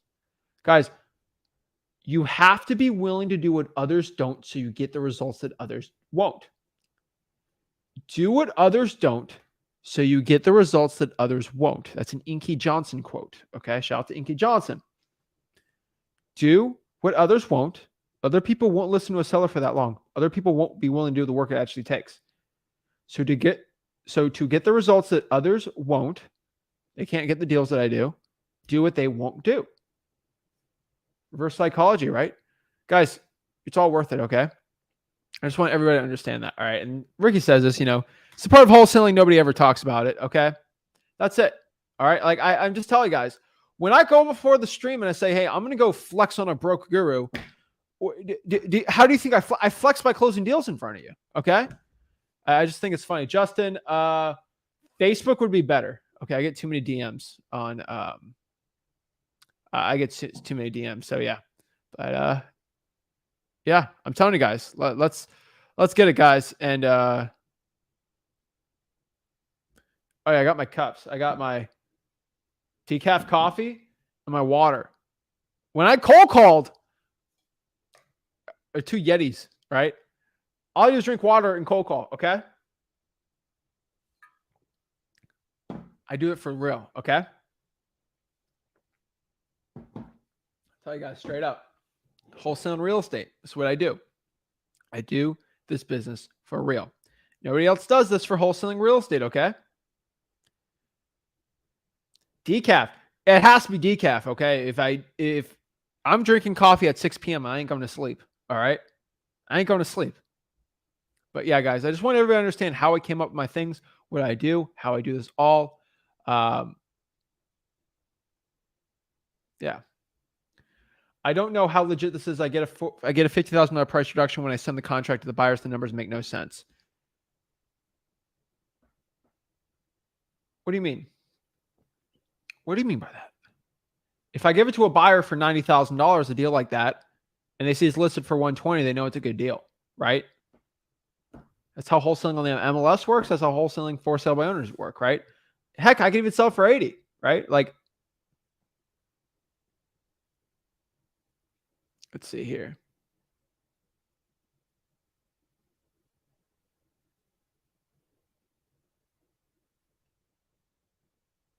Yep. Bye-bye. All righty. All right, let's see what we got here. And then also, FYI for everybody, I'll make this announcement. We're going to get some more stuff right here, but just want everybody to understand this. I have a Category 1 hurricane about to go strike our my area where I live. So I'll give everybody FYI. Let me just show you guys really quick so we can give you an FYI. All right. I want everyone to decide what time I'm going live tomorrow. Okay. I'll let the community decide. Okay. Right here. I'm like right here, right smack dab right there in the middle. Okay. That's where I'm at. It looks like it's going to hit 1 p.m., about 5 p.m. Wednesday. I will literally have no power tomorrow. So I think me and Rick go live at 1 o'clock for an end of the world live stream. We talk about wholesaling. We got some really good topics. We're going to share some good stuff. I'm thinking 1 o'clock, maybe even noon tomorrow, just so we can do a live stream. Let me know what time works best for everybody. It looks like the end of the world, but we're going to see what happens. So what time works? Let me know. You already see this. I want everybody to understand this, okay? It's going to be a hurricane. This thing ain't going to have, like, it's over 90% chance wind gusts up to 75, 80, okay? So, like, there's no power, okay? There's going to be no power at all. So, let me know what time works for everybody. I'm thinking 1. I mean, look at this thing. I mean, I'm going to be at wind gusts starting at, like, 10 a.m. tomorrow, so I'm going to try 1 tomorrow. I just want everybody to understand. So, don't be upset at me if there's no live stream tomorrow, okay? I'll be equally upset. Just want everybody, I'm not live streaming just to blow off a live stream. I'm going to go live at hopefully 1. I might go at 11 or 12. I want everybody to keep their tabs open around 11 o'clock, see when I'm going live. I want everybody to understand that. About 1 o'clock probably, okay? That's probably going to be the best time because I got to wrangle up some meetings and stuff in the morning. So we'll do 1 o'clock tomorrow. Me and Rick are going to go live, and we're going to do the end of the world. You know, be a fun little podcast, right? I know for a fact the live will be cut short because the power is going to go out. So maybe I go from 1 maybe to 2:45. The power's probably going to be cut out by then, okay? I'll have the camera. As long as the power's on, I'll show you the outside. Studio's right literally on the water, so you're going to see going crazy. So I'll be live streaming until the power goes out. So it'll be really fun. So that's what we're going to do. That's what I think is going to help really well. But yeah, it'll be fine. But super safe. Well, we got, I mean, at my place, hurricane, Category 5. What is it? Impact glass. It's like $30,000 windows. Okay, like we're fine. I'm sure Rick got his going on too. So reason why I spend $30K on windows, so you're safe, right? So yeah, I just let everybody know in there. So yeah, let's get some questions going. All right, I just want everybody to understand, okay? If these dang gurus ain't gonna blow me away, or okay, no hurricane's gonna touch me. These dang broke gurus ain't gonna stop me. Do you think a hurricane's gonna stop me? Might stop me Thursday, no power, but I'll might generate and stuff. But like the Wi-Fi is not gonna be good at all. I'll look like a potato talking to you guys, but I record some really good content for everybody, so it's fine. So it'd be good. Worst case scenario, there will be videos put out. So just FYI, you're not going to miss any video content, but things are going to get a little dicey tomorrow. We're going to see what happens. It's going to be really fun, really interesting. So just in case I can't talk to some people, let's do some one-on-ones really quick, and I'll get back to some cold calling, answering some questions, and go from there. So first person here, we got Imri. Hello, Imri. Hello. Can you hear me all right? Loud and clear. What is up? Wow, I'm surprised. I'm in Budapest, Hungary. Hudge Budge. Budapest. Hudge Budge. Budge. All right. So in the mid 1980s, I made a lot of money in real estate, but then I got involved in some businesses and lost it all and had to make a living in order to feed my family. And now I see how tech has changed everything. So the past couple of weeks, I've been looking at all this. I've been watching your programs, and I'm sitting here writing a kind of a script to start calling agent calls tomorrow. Awesome. Okay. What's your goal though? Like, are you looking to wholesale it, flip it? Wholesale, What's yes, the- wholesale. Okay. Wholesale, and I'm thinking starting in Arizona because my daughter lives in Tombstone. Okay. My son lives in northern Santa Barbara County, California. But Okay. California is kind of iffy. But Arizona seems to have some pretty good prices. Taking a quick look around Tucson. Yeah, anything outside of Phoenix, you should be good. Tucson's actually not bad. Tombstone is on the border. So Sierra Vista is probably going to be your best bet if I have to guess, the biggest population center. But I would probably do Tucson if you're going to do it. The only thing I could tell you is, I mean, wholesaling real estate's pretty much the same as it's been since the 80s, right? Like I've read all these books from the 80s and 70s on wholesaling. Same thing. But yeah, it's just having conversations with people and locking up the deals and selling it, right? So I did some cold call in Arizona, I think a couple of weeks back, and got some good deals from it. So it works out. Oh, cool. Yeah, I was thinking that Tucson has enough population. Tombstone only has a handful of properties for sale, so it kind of slim pickings. But that's where she wants to live, and they're very happy there. Yeah, I mean, that works out. I mean, the only thing that's different from the past 10 years that's been different for wholesaling is just the availability of data. These credit card companies have really, these credit bureau data companies have really gotten everybody's information. Like pretty much if you apply for credit, I can get anybody's phone number, which makes it really easy. I'm shocked. I couldn't believe it. In No, the mid 1980s, you called on the phone and you went out and looked at the property, and it was very time consuming. But you did the deals right. You made a lot of money. Yeah. So I think you're fine on that. You just got to figure out what list you're going to do and then just call them. But I mean, if just have a regular conversation, you're good to go. Well, I was thinking of starting with something simple like Zillow agent calls, and then working from there one direction or another. Okay. Is it going to be on market or off, like the for sale by owners? Well, I was thinking of starting with agents for on market properties. Okay. Do you think that for sale by owners would be better? I know it's better in general, better to talk with the owner because you're getting firsthand information. I mean, if you're not a realtor, it's probably not the best thing to do, because how the MLS works really now is, the market is shifting a lot, but unfortunately with MLS wholesaling, you're going to have to give at least 100 offers to even get 5 decent bites on it, because you're going to need a decent discount. So that's always the issue. Off market's always better.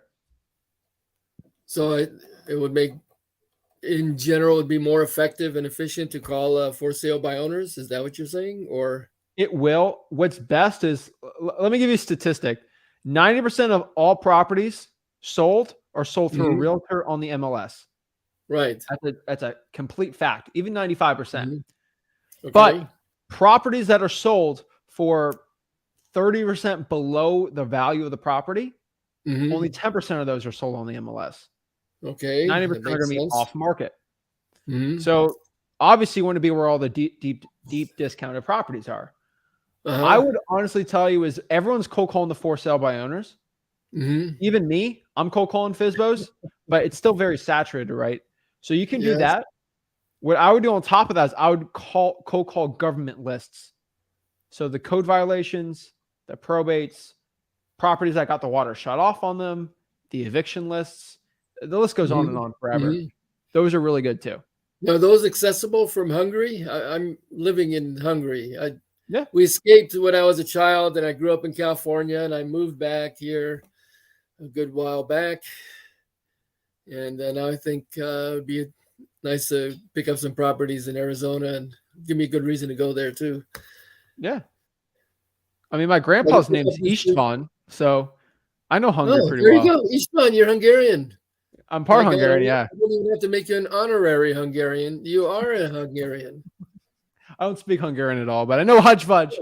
That's all I know. So No, you can do it from Budapest all day. I got people from Slovenia wholesaling. Probably got a lot of Hungarians actually watching this. So yeah, you can do it.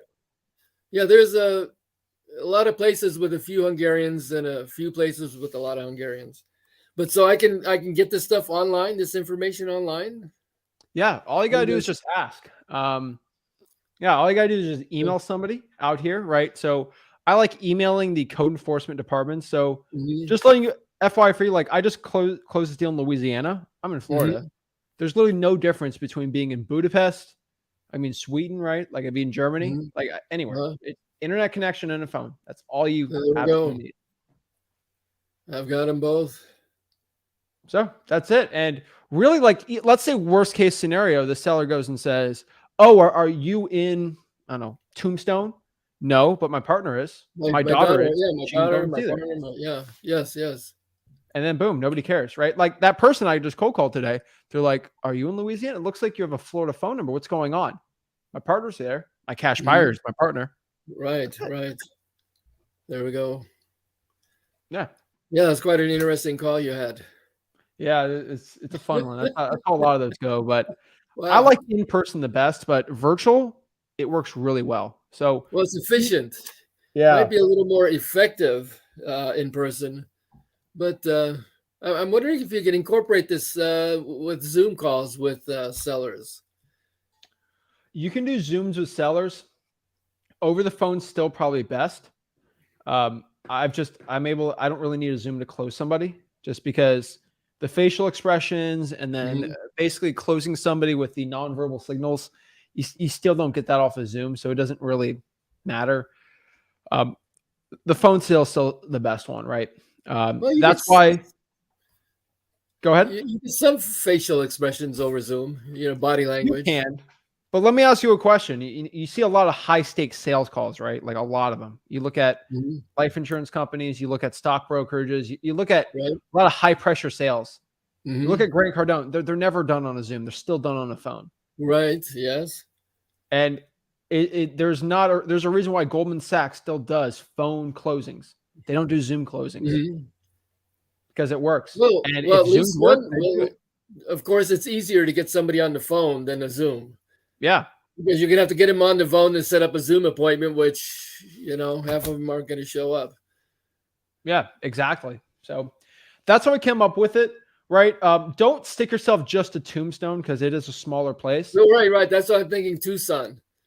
So you can do Tucson too. Honestly, what I have found is if you can find a market with over 50,000 population and the property values are under $300,000 or $400,000, that's a pretty good virtual market, right? So I think Tucson's great. I think that's good to go. Yeah, it seems it has a good sized population. It's a fairly large company and the prices are pretty reasonable. Yeah. So what I'm going to ask you to do is I would probably hold the code violations and I would probably try, if you can, the for sale by owners. I don't think it's going to give the best results for you. I'm just being honest. Code violations are probably going to be the best one. And then if you really can, I'd probably do the water shut off list. That's a really good list. I believe it. The water's not running the house. You don't want to live in it, right? So, yeah, you got that right. Well, I was thinking, starting with the agents and the for sale by owners, really to get a little bit of practice. I have not made any calls yet on that, so go do it. I was writing the script as you are talking. So, well, wait. So, are you licensed at all? No. So here's the problem. Like, have you ever talked to a lawyer? Well, I've talked to lawyers. Yes. A lot of them like to talk over you, right? Yeah. Well, I went to law school for a year about 100 years ago. Yeah. Go ahead. Yeah. Well, agents do the same thing. Like I've been 6 years in wholesaling, made millions of dollars. I've bought not thousands, but hundreds of just properties myself. Yes. And realtors don't respect you at all unless you're like them, a realtor, right? Right. Yeah. A lot of them are going to talk over you. And they're going to assume you don't know what you're talking about just because you're not licensed like them. It's not going to stop you, but you're just going to have to talk to a lot more of them. That's honestly what I found. So try the for sale by owners. Yeah, well, they're going to speak everyday language. Yeah. But But yeah, I think that's a good plan for you. Do the for sale by owners and just try the Okay. code violations and then Yeah, get back to me. I will. All right. Thanks for the input, man. I Appreciate it. appreciate it. And I was surprised when the guy asked how old you were. I was surprised about his response. They don't care. He asked, how old are you? You said 23. Now, some people would, you think, kind of downplay you. But he said, wow, you're really great or something like that. Because I have confidence. If I didn't have confidence, they would care. Yeah, They you wouldn't- project. They would care. If I project the confidence, it doesn't matter, right? Mhm. Exactly. It picks up. How old was how old, I think Alexander the Great was really young when he took power, and like he had the confidence, right? Because I think his Probably. dad was I'm not that old. I wasn't really around. no, I mean he was 25 and he conquered the Uh-huh. entire world. So like your age doesn't matter. It's the confidence you have. Right. And someone that studies history and great people, age will never be the factor of if you're great or not, right? Is all about how you present yourself in the world. This is true.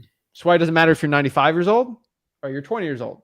If you have the confidence, you're good to Yeah. go. Yes. Yeah. Yeah. You can come across very incompetent as a 55, 60, 70-year-old, Oh, yeah. whatever, or vice versa. Even at 23, you could be confident. So that's it. I really appreciate it. Oh. I'm trying to think of. Oh, Is that and Emery, in Hungarian? Emery's how you could say my name, or Imre if you're in Budapest. Okay. Is that Henry in Hungarian? There is no direct translation. I'm trying to think of a translation of it. All right. No I'll worries. give you a story about it next time. All right. I appreciate it. Hop Okay. on next week Thanks. and I'll talk to you. I'll talk to you then. All right. Have a great one. Yeah. Oh, awesome. Yeah. My grandpa is Hungarian. So I have that part of me. I got people from Hungary that came to this country like, I don't know, 50, 60 years ago. I got people that have been in the USA since 1780s in Virginia.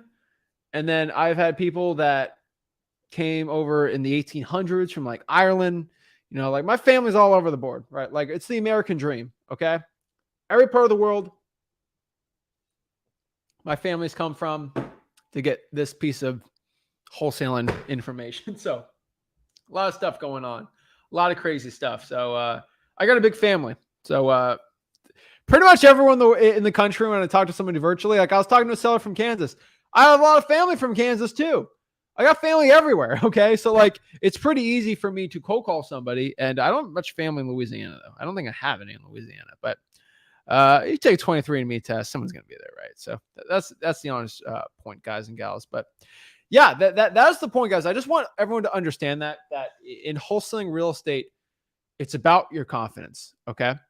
And so your age doesn't matter, right? So I'm looking here. Let's see. At 25, Alexander the Great pretty much ruled a lot of the known world. All right. And that's pretty impressive. Okay. So let's look at, I think when age had waged war. I think Alexander the Great was around 20 years old when he took over one of the biggest Greek armies of all time and just conquered all of Persia, basically. Okay. So pretty much it doesn't matter how old you are. You can conquer the world. It doesn't matter what year it was. Okay. Now, a lot of things have changed since then, but how people respond to confidence is human nature. That's how psychology works. Okay. If you have confidence and you have authority in a room, it doesn't matter. You will conquer the room. You will conquer the attention, the respect of the people. This is how human beings are, okay? We are literally like, you look at caveman times. This is how our brain's hardwired, okay? Just let everybody understand that. But that's how wholesaling real estate works. So let's answer a couple more questions here. Rogilo says, hey, Zach, I'm 16, trying to get into wholesaling. Do you have any tips for me? Kind of like what I just said. It doesn't matter about your age, okay? It doesn't matter about how much money you have. It doesn't matter in the world you look like. It doesn't matter if you have an accent. It doesn't matter where you came from. It doesn't matter how old you are, okay? It doesn't matter what gender you are. It doesn't matter. It doesn't matter how tall you are. All that matters if you can care about a seller, help them with their issue. And a lot of these issues with these motivated sellers absolutely just comes from them wanting to get rid of the property for cash. That is it. My boy called me yet. My boy has not called me back. We're waiting for him to think about it. So that's pretty much it. 16. Go to freewholesaling.com. You see it in the bottom. That's how you get it going. So next here we got Tristan. How's it going, Zach? I'm blessed, man. I'm doing pretty good. You know, I did the FISBOs you told me about. Did quite a bit of them. I got a bunch of leads, which is awesome. And How I many learned a FISBOs lot did you about do? FISBOs. How many? About 100. Good. I remember. Sure. You remember. I know you remember. Yeah, you had the whole Fallout helmet. So Yep. I don't forget. Sir. Well, you know, I got some guy that he wanted to sell 3 of his properties. He has to liquidate. It was actually his partner that I called.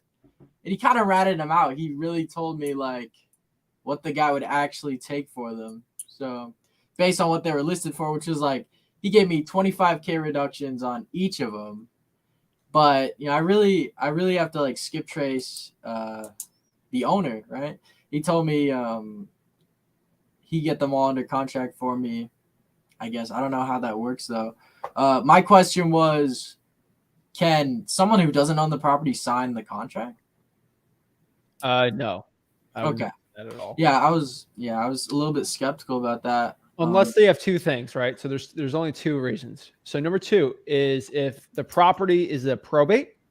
So Okay. if somebody dies and let's say the son is the only heir to the property, they can sign for it and then it goes through probate.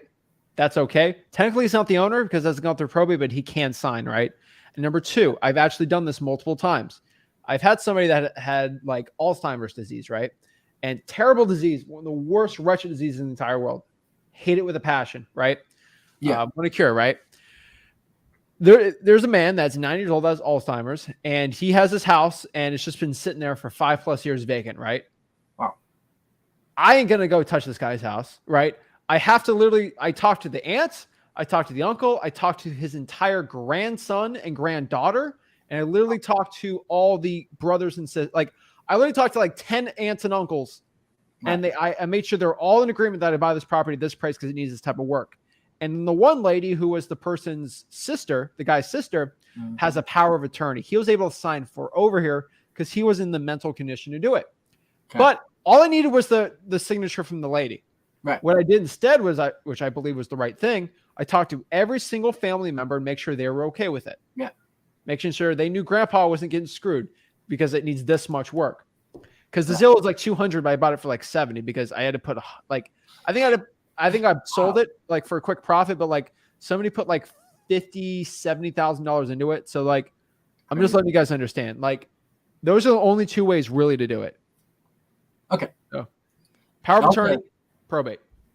Power of attorney, probate. Sounds good. I also had another question. I got hit up by a bunch of acquisitions agents from this New Western agency. There's supposedly like 60 of them in my area, 30 acquisitions, 30 dispositions. They told me they did double closes, and I don't know. Do you think I should just ignore them? Because they told me they work with wholesalers. I think they'd be the lowest bidder though. At least, you know, should I keep them at the bottom of my list, you know, just in case? I'll tell you this nicely because I'll say this humbly. I do have some people watching me. And if I say mean things, then I get sued. And I ain't going to get sued. Okay? Now, I'm not talking about who you're talking about. But let's just do a theoretical example. Yeah. I don't even If know. the person I you're made that up. selling a deal to ain't going to be a cash buyer, I'd be very careful. Right. Look at reputations of everybody. That's all I'm saying. So I would probably put New Western. If I'm looking at cash buyers, they would probably be my last resort. Okay. Right. Just because some of them are middlemen to it. Some buy it, but like not really. Definitely. I'd rather go to a cash buyer. If you can't sell the deal, then go with them. But there is some risk with using somebody that's not a cash buyer. So nothing wrong with the company at all. Not saying anything mean. Yeah. But I'd probably go with the cash buyer first. Right. If you can't sell it, sure, go with them. Just be careful. Okay. All right. And then I had a last question. So when you're doing assignment of contracts, does the seller ever see that, the assignment of contract? No. Okay. So, yeah, one time you were talking about the seller like flipping out on the price. It's just because the seller might talk to them. I don't know. No, you'll be fine. Okay. Yeah. Just wanted to clear that up. I really appreciate it. I did all those calls. I'm really confident with like talking to people now. That's it. Yep. I got everything in my head. I really appreciate it. Thank you, Zach. Awesome. Is that an Ant-Man behind you? Yeah, that's Ant-Man. Dude, that's so cool. Yep. I love him. Quantumania, dude, that's gonna be a great movie. Oh yeah, I cannot wait. Dude, I'm excited for that one, man. But I'm gonna watch. I got Black Panther coming out Friday, so that'll be really fun too. But It's coming out Friday. yeah, coming out Friday. But yeah, man, I appreciate it, dude. Talk to me next week and keep calling. I will. Yes, sir. Keep going. Oh, yeah, guys. I think the 11th, right? Black Panther's coming out. Dude, I'm so excited for that movie. I'm so pumped. I wonder who's going to be the new king or queen of Wakanda. Who knows? I don't know. I think, honestly, I don't want to spoil it, but like, hopefully it's good, but who knows? I think that'd be really exciting. I like Namor too, but like, he's like an anti-hero, so we'll see. But I mean, honestly, I'll tell you about Black Panther.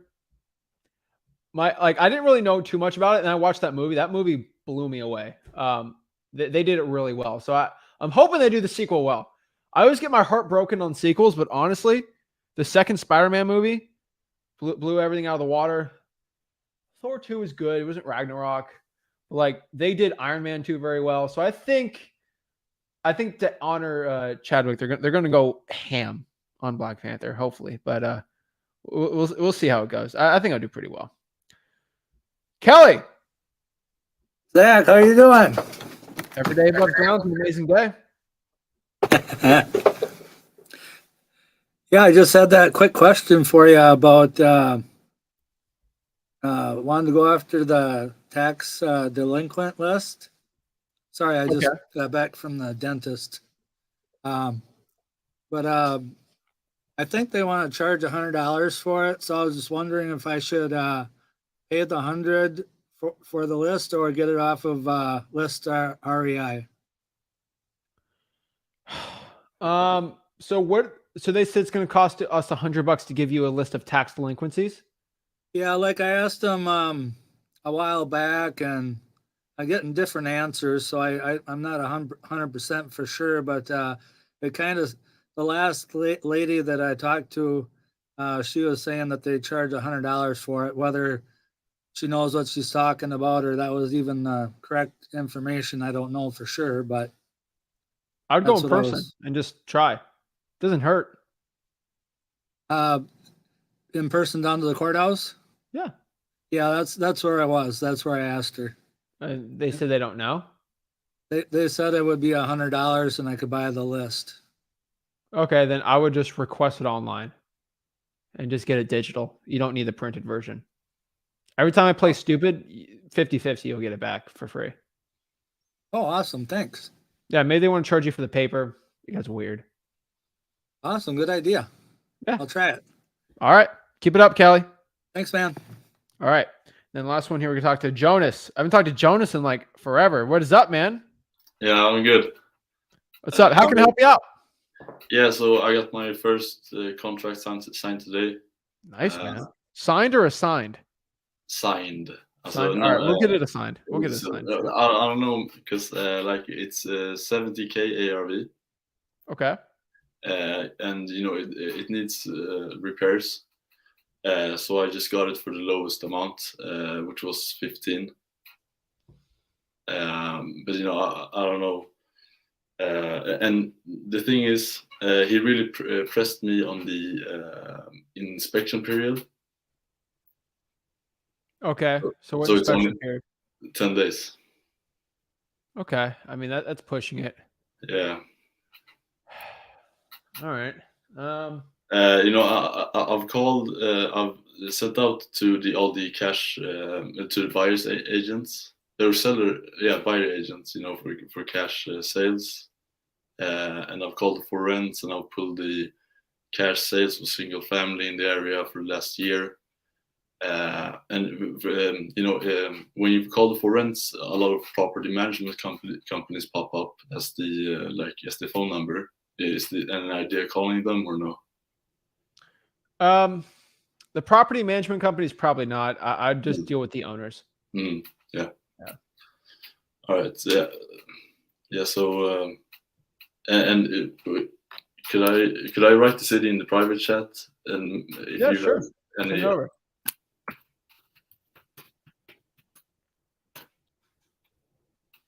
Let's see what we got here. Okay, not a bad area. I mean, actually, wait. I mean, population's pretty good there. Yeah, I cold call the 4 rents, cash sales, title companies. No, sorry, not title company. You're in Georgia. I think that's good. all right. Yeah, you gotta get it sold though. Talk to as many people as you can. Yeah, You know what to do. And if I have to write a cancellation of contract, what do you put in it? It's just hi, this is not going to work out, and I text them. Yeah. Worst case scenario, you just message it out or you ask for an extension. Okay. All right. Thank you, Zach. All right. Have a good one. You too. We got time for one more, so I'll put Romeo on, and then we'll get it going. What's up? Going on, Zach? What's up? Got 2 questions for you. So Awesome. I was driving for dollars last week, came across this property. Fast forward, I talked to the seller, but it was kind of like a weird conversation. He was like doing the thing where he definitely was motivated, but trying to act like he wasn't. Kind of like that guy earlier today. I got to the price part, and he pulled the whole like, you give me an offer. So then I brought up like going to see the property, but he bought it back in 2020, but he's never actually been in the house because he bought it. It's 2 acres. He said he bought it for the land. He said the house, like it needs a complete, he said you're better off tearing it down and building up like $1 million home over there. Cause like, it's a nice, like rich area, but I just wasn't too sure. Like I ran comps. I don't know like what to do with running comps when it comes to acres. So I just ran comps based off like what the house is. Cause I wasn't really sure what to even offer. So I wanted to come and talk to you to see if you ever dealt with anything like this before I even give the dude a call back later in the week. I just wasn't really sure how to go about it because he said he just bought it for the land. He doesn't really like hasn't done anything with it in 2 years. Like it's completely run down. So just wasn't really sure how to go about that. I mean, what price is he at on this? He didn't even say a price. So I didn't give him a price. I said I wanted to go see it, but he said like, I said, how would I be able to get inside the house and like have one of my guys come look around? He's like, I haven't even been in the house myself. It basically just, you're better off tearing it down. Everything needs to be done. Roof, walls, everything is just complete. I bought it for the land. So I was just like, all right, well, let me crunch the numbers. I'll give you a call back next week because he was just giving me nothing to work with there. But it was like, I don't know what I'm supposed to do if he's never even been in the house. You know what I mean? He bought it back in a lot though. It's actual property, right? Yeah, no, there's a house there because I put a sticky note, but I never got a call. So I found like his information, but there's a house there. It's just on 2 acres of land as well. So he said he bought it in order to tear it down to do things, but still has yet to even go inside. So yeah, he's definitely trying to, I just wasn't give him an offer. Yeah. I was thinking about offering the price he bought it for because like he bought it for 148 and he's done nothing. So if we're just buying land, you know what I mean? Okay. Yeah, that's what I was thinking because like, yeah, why not?